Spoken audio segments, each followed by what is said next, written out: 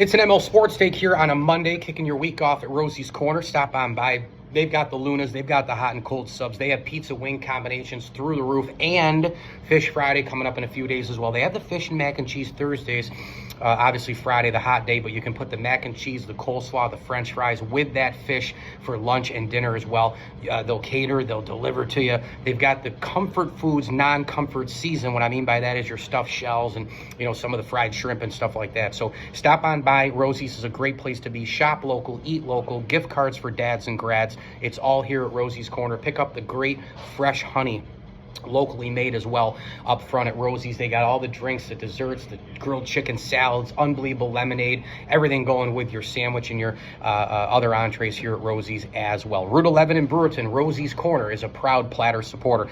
So the more and more I watch games in the playoffs for the NHL, and the more I watch the NFL playoffs, the more you watch March Madness as you get older, sports fan and working in the business, covering all this stuff. And also, I was at that SU lacrosse game last night working for ESPN.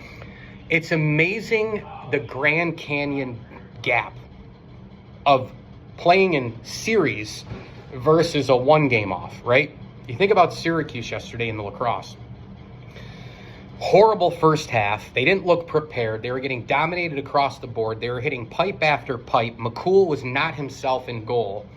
Yet they were winning faceoffs. Stop me if you've heard that before, because that's what Harvard did to them in the first game at the Dome, which, by the way, Harvard, if they had beaten Syracuse, it would have been the first time since 1918 that a team had beaten Syracuse at home twice in the same season. Onondaga Nation did it back 107 years ago. That's a long time ago.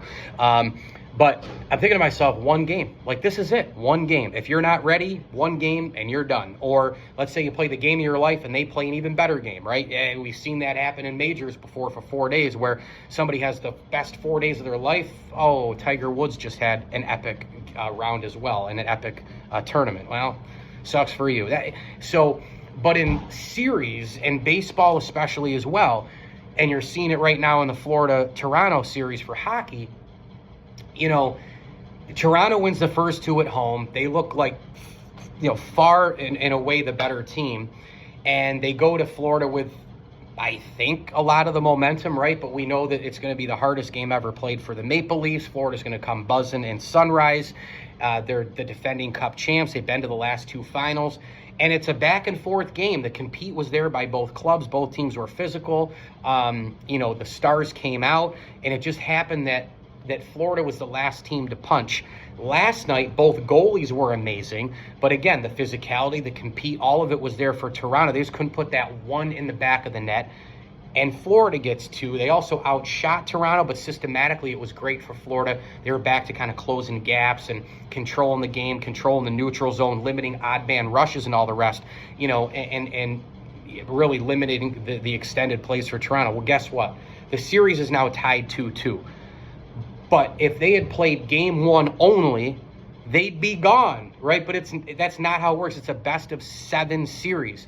Just like in baseball, if you have 2 terrible games at home, maybe you're in a big market, there's pressure, getting tickets for family and friends, this and that, your pitching is bad, you can't hit a lick, your stars don't show up, going away from home can help you. Let's say your game 3 starter acts as an ace, gives you 7 innings pitched, 8 strikeouts, and you only need 9 outs out of your bullpen, and 2 guys hit 2 run homers, and you win the game 5-4, 5-1, you're right back in it. But if it's one game, you would have been dead.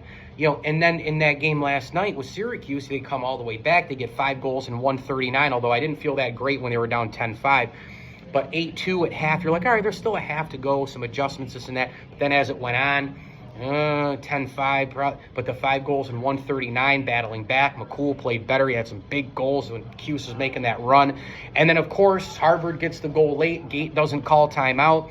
They go to overtime, and Joey Spallina has the ball. Offense going through him with the ball, or when he moves without the ball, it's just as effective as him shooting and trying to score. He hits Hiltz, boom, game over. Now, one game situation where they were able to come back and do all that, but what if they didn't? They'd be gone.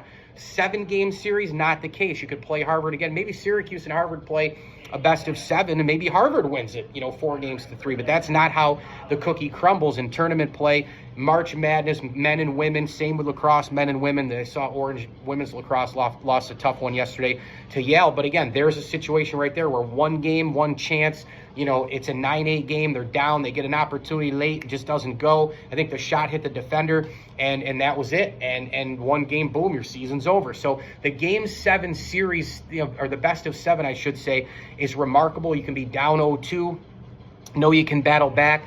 3-2, you're facing it out. You win 2 in a row. You get a couple of unreal starts from your pitcher in baseball. Your goalie steals a game in the hockey playoffs. Things can change in a heartbeat. For you hoop heads out there, it works the same way. It's amazing stuff. But then you get into March Madness and all that. You have one game where you don't defend the 3 that great. The other team hits 8-9 threes, and you're a 2 seed. You're gone, maybe. So it's just wild, the Grand Canyon gap, from the best of 7 series to the one game, that's it, and that's where the Bills, again, they've been so close, knocking on the door with the Chiefs all the time, and in that one spot, you get out coached, or a 13-second thing happens, or you're not prepared for a Spagnuolo blitz when you know it's coming. Your defense doesn't come to play with a pass rush. You can have Josh Allen putting up these out of this world postseason numbers. I don't want to hear it from the Allen haters. He's been ridiculous in the playoffs. If you don't think so, you can't read. You can't see and you can't read. I can't help you there, but I mean, in the ultimate team sport right there, you get 1 or 2 things missing, and Allen doesn't have a ring. Same thing goes for a Dan Marino or the area you play in. You keep cracking at it, you keep having chances. He got to a Super Bowl early, never got back, and then they couldn't beat the Bills. Plus, it was an era where you had the Cowboys and the Niners dominating and all these other teams. So it's just wild how it works. It's wild how sports work. It just goes to show how hard it is. The challenges, the layers, everything having to go right, the puzzle fitting, but especially in a one-game off only, NFL playoffs, tournament play, etc. 7-game series, you can kind of battle back after one game, or you down 2. Certain circumstances go the way they do, you can bounce back. So I wanted to get into a little of that today. Mike Lindsley here at Rosie's Corner. Stop on by. Pizza and wings. It smells amazing here. I pulled in the back. You can smell it coming right out. They've got the awesome subs here. Try the pastrami Reuben.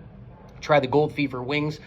They'll cater to you. They'll deliver to you, lunch and dinner all week long. So get on down here to Rosie's and grab gift cards as well for dads and grads. They've got the wraps, grilled chicken salads, all that sort of stuff as well. So absolutely, positively get it rolling here at Rosie's Corner all week and ready for Fish Friday as well. Mike Lindsley here, Rosie's Corner, proud Platter supporter. Get on down here for lunch today, Route 11 in Brewerton. As I always tell you, enjoy the games.